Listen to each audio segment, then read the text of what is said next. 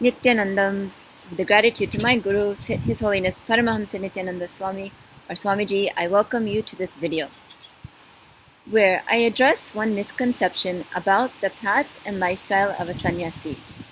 And I can only speak as a sannyasi of the Nithyananda Sampradaya, a Purna sannyasi in the Nithyananda order.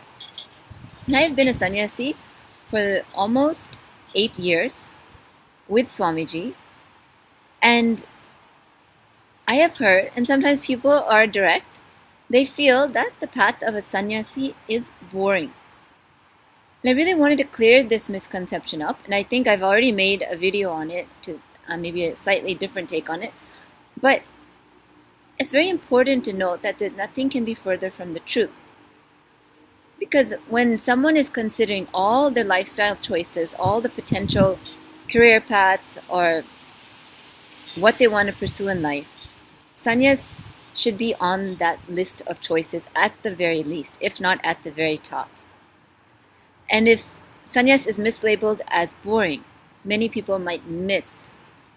Now, I understand what it means to want an exciting life, to want to always have, do new things, try new things, go to new places, travel the world, meet new people, go out with your friends, go shopping, go to great restaurants.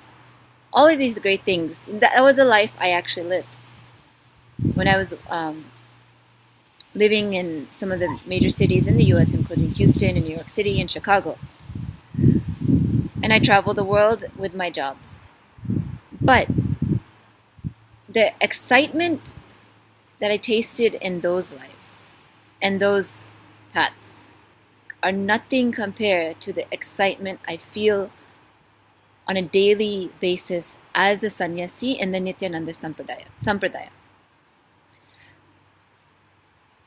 And that might be shocking because someone who may observe me on a day-to-day basis will be thinking that Dhyanatma Swami is very quiet, or that Dhyanatma Swami doesn't talk a lot, or she's always, on her computer or something like that.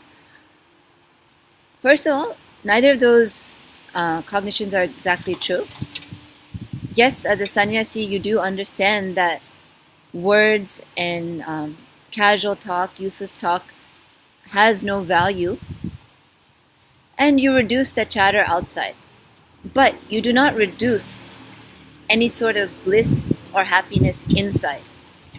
It's just that now your bliss, your contentment, your fulfillment is there without reason. And I know that can be very hard to understand, but it's the truth. It's been my experience that either there's no reason or there's very little reason to make me feel fulfilled. And from that space, when you live your life, it's almost like being a kid every day. It's almost like seeing life through a bright-eyed kid, but having the intelligence of the teachings, of the experiences that Swamiji gives us to better understand ourselves and to help other people understand themselves and live the lives they want to live. And all of this happens so beautifully and without a lot of drama. Just by practicing the path of sannyas, you start to realize it doesn't take much to make you happy and doesn't take much to be in that state.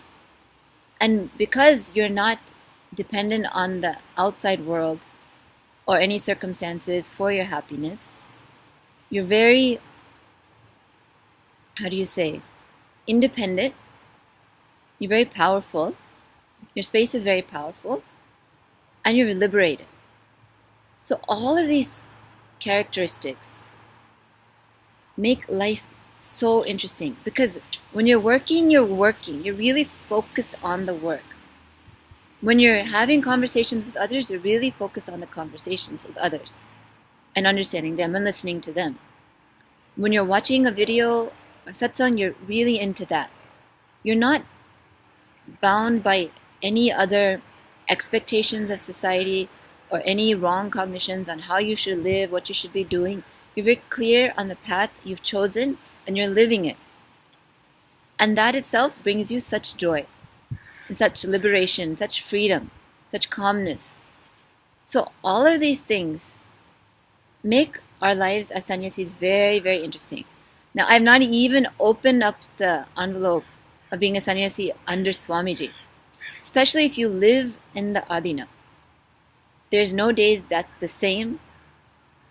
In fact, you live 4 or 5 days in one day, and there's such a breadth of experience. You may be put through an intense meditation process or manifestation power sessions with Swamiji. You may just be sitting around him where he's just joking to no end. You may be cleaning a hall. You may be doing seva in the temple. You may be going down a procession at night for Navratri. And happy Navratri to everyone who's watching. So with this kind of lifestyle, it's not just a lifestyle. It's a way for Swamiji to work on us and to help us expand in any situation and not be stuck to any one type of way of routine or way of living. And I think many people can attest to this who have lived in the Adinam or been living around Swamiji, that life is so dynamic. And even though I don't live physically around Swamiji, he makes my life dynamic.